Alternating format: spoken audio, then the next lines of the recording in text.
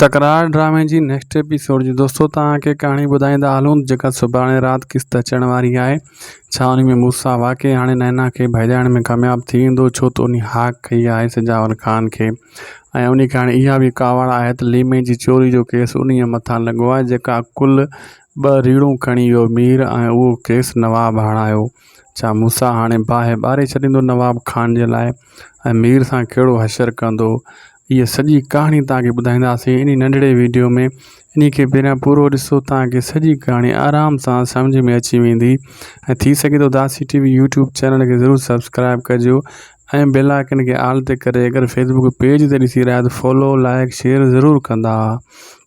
कहाणी ॿुधाईंदा हलूं दोस्तों। राति तव्हांखे ॿुधायोसीं त नवाब शर्त रखंदो मूसा जे अॻियां त नवाब ख़ान सजावल शर्त रखंदो मूसा जे अॻियां त नवाब ख़ान जी इज़त जो फालूदो कर ऐं मूसा मञी वेंदो। हाणे अॼु वारी क़िस्त तव्हां ॾिठी आहे, मूसा हा कई चई मां फालूदो कंदुमि ऐं नवाब ख़ान जी मिटी पलीत करे छॾींदुमि ऐं मूसा हाणे नैना खे भॼाइण जी पूरी प्लैनिंग ठाहींदो।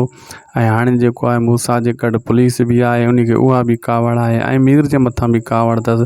नेक्स्ट एपिसोड में तव्हां ॾिसो त मीर खे बि आमणो सामणो थींदो मूसा जो, उनखे चवंदो तुंहिंजी छोरे हरकतुनि सां मुंहिंजो कुझु कोन थींदो, पंहिंजे पीउ नवाब ख़ान खे सम्झाए छॾ ऐं मीर खे को धक कोन हणंदो मूसा, मतिलबु ॻाल्हाइनि जा डायलॉग करे हलियो वेंदो ऐं जेको आहे पूरी पंहिंजी हाणे तयारी कंदो ऐं पुलिस खे नवाब ख़ान बच ॾेई छॾंदो। नेक्स्ट एपिसोड में त मूसा जी कढ हूंदी, 2-3 ॿिया केस बि हणंदी, लेकिन फ़िलहाल हिन चकर पुलिस जे हथ मूसा ॾुखियो ईंदो।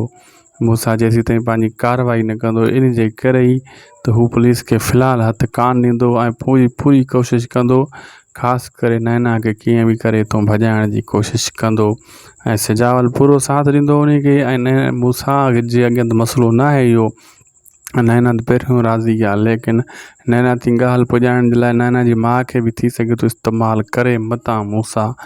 ऐं दोस्तों अॼु जी क़िस्त पुॼी पंहिंजी पुॼाणी ते। उमेद आहे तव्हां इसी ताईं वीडियो ज़रूरु ॾिठो हूंदो ऐं वीडियो असांजो जेको बि ॾींदा आहियूं माशाअल्लाह पूरी पंहिंजी तहक़ीक़ात सां तव्हांखे ॾींदा आहियूं ऐं तव्हांजो बि रिप्लाए सुठो मिलंदो आहे। असांखे ख़ुशी थींदी आहे त असां वरी पूरे जोश सां वरी अॻिते कमु कंदा आहियूं। तव्हांजा लख थोरा असांखे ॾींदा। इजाज़त, मिलंदासीं नेक्स्ट वीडियो में। ख़ुदा हाफ़िज़।